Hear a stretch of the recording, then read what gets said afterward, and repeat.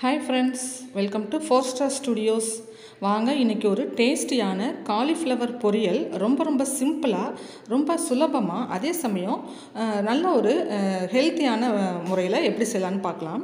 இப்போ அதுக்கு காலிஃப்ளவர் நான் நல்ல ஒரு மீடியம் சைஸ் பூ எடுத்துட்டு இந்த மாதிரி சின்னதாக அதை வந்து நான் சுத்தம் பண்ணி வச்சுருக்கேன். காலிஃப்ளவரை எப்போவுமே நம்ம சுடுதண்ணியில் போட்டு சுத்தம் பண்ணிக்கிறது நல்லது. அதனால் நல்லா கொதிக்க வச்ச தண்ணியை நல்லா அந்த காலிஃப்ளவர் மூழ்கிற அளவுக்கு ஊற்றிட்டு ஒரு 2 நிமிஷம் அப்படியே வச்சுருக்கலாம். ஒரு 2 நிமிஷத்துக்கு அப்புறமா அந்த தண்ணியிலேருந்து இந்த காலிஃப்ளவரை நம்ம ரிமூவ் பண்ணிடலாம். ரிமூவ் பண்ணி ஒரு அடிகனமான பாத்திரத்தில் நான் இப்போ சேர்த்துக்கிறேன். நான் ஒரு சின்ன சைஸ் குக்கரில் இப்போ நான் அதை சேர்த்துக்கிறேன். எல்லா காலிஃப்ளவரையும் சுடுதண்ணிலேருந்து எடுத்து இந்த பாத்திரத்தில் சேர்த்த பிறகு அது கூட ஒரு பச்சை மிளகாய் நடுவில் கட் பண்ணிவிட்டு சேர்த்துருக்கேன். ஒரு பெரிய சைஸ் பெரிய வெங்காயம் நீல வாக்கில் கட் பண்ணிவிட்டு சேர்த்துருக்கேன். பச்சை மிளகாய் சின்னதாக இருந்தால் 2 சேர்த்துக்கோங்க. இப்போ இது கூட ஒரு டீஸ்பூன் அளவுக்கு இஞ்சி பூண்டு பேஸ்ட்டும் சேர்த்துக்கலாம். அப்புறமா கொஞ்சமாக மஞ்சள் தூள் ஒரு 1/4 டீஸ்பூன் சேர்த்துக்கோங்க. மிளகாய்த்தூள் உங்கள் காரத்துக்கு தகுந்த மாதிரி சேர்த்துக்கலாம். தனி மிளகாய்த்தூள் நான் இன்றைக்கி ஒரு 1/2 டீஸ்பூன் அளவுக்கு சேர்த்துக்கிறேன். 1/2 டீஸ்பூன் அளவு மிளகாய்த்தூள் சேர்த்துட்டு இந்த காலிஃப்ளவருக்கு தேவையான உப்பையும் நம்ம இப்போவே சேர்த்துக்கலாம். இப்போ சுடுதண்ணிலேருந்து எடுத்த காலிஃப்ளவரோட இந்த பொருள்கள் எல்லாத்தையும் சேர்த்துட்டு நல்லா ஒரு தடவை கரண்டி வச்சு மிக்ஸ் பண்ணி விட்டுக்கலாம்.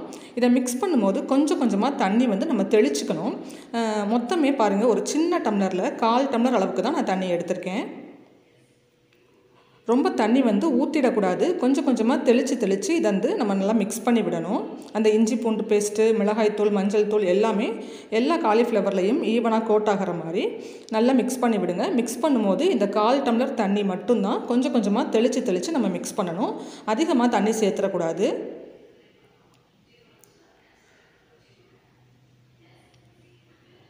இந்த ரெசிபி ரொம்ப சிம்பிளாக செஞ்சிடலாங்க. ரொம்ப டைம் எடுக்காது உங்களுக்கு. ரொம்பவே டேஸ்டியாகவும் இருக்கும். செஞ்சு பாருங்கள். இப்போ நல்லா கலந்து விட்டாச்சு. இன்னும் கொஞ்சம் தண்ணி இருக்குது, அந்த 1/4 டம்ளர் தண்ணி. அதை நான் இப்போ இதில் சேர்த்துக்கிறேன். பாருங்கள், மொத்தமே அந்த 1/4 டம்ளர் தண்ணி தான் நம்ம யூஸ் பண்ணியிருக்கோம். அதுக்கு மேலே தண்ணி இதுக்கு கண்டிப்பாக தேவைப்படாது. இப்போ இந்த மாதிரி நல்லா கலந்து விட்ட பிறகு இதை ஸ்டவ்வை ஆன் பண்ணி அடுப்பில் வச்சு ஒரு மூடி போட்டு நம்ம வேக வச்சுக்க போகிறோம். இப்போ இதில் நம்ம எண்ணெயெல்லாம் எதுவும் சேர்க்கல. அப்படியே நம்ம ஆவியில் வேக வைக்கிற மாதிரி நம்ம ஒரு மூடி போட்டு மீடியம் ஃப்ளேமில் ஸ்டவ்வை வச்சுக்கோங்க. ஒரு 3லேருந்து 4 நிமிஷம் வரைக்கும் இது மீடியம் ஃப்ளேமில் வெந்த பிறகு நம்ம அப்புறம் ஓப்பன் பண்ணி பார்க்கலாம். இப்போ ஒரு 4 நிமிஷம் ஆயிடுச்சு. இப்போ ஓப்பன் பண்ணி பாருங்கள்.